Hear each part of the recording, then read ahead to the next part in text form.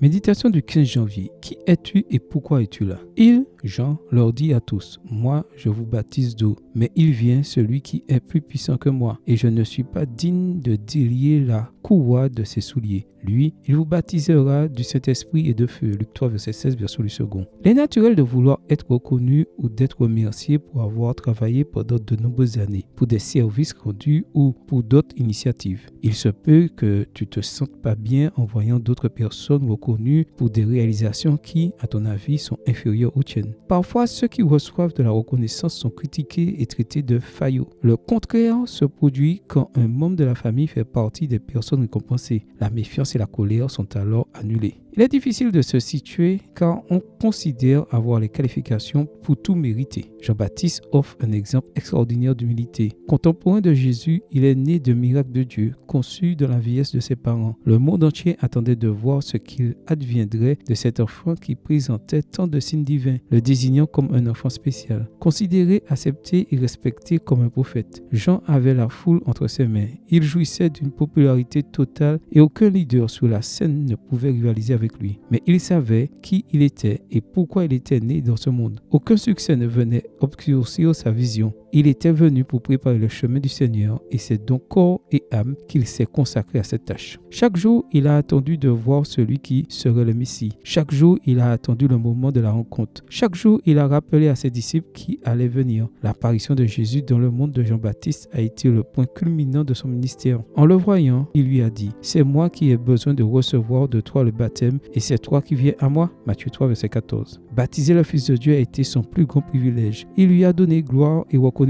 et c'est sans hésitation qu'il a dit à ses disciples, « Il faut que lui croisse et que moi je diminue. » Jean 3, verset 30. Savoir qui tu es et pourquoi tu es venu au monde est plus important que tous les honneurs que le monde peut te donner. Tu dois te rappeler que tu es ici par la volonté de Dieu, par sa création, que tu es venu pour le connaître et le servir en attendant qu'il revienne te chercher pour rentrer à la maison. Renonce à ton orgueil, mets de côté ta jalousie. Laisse Jésus être celui qui te reconnaît, mais que cela se passe dans le royaume des cieux, car tout est par sa grâce. Amen. Bonne journée à vous et que le Seigneur vous bénisse.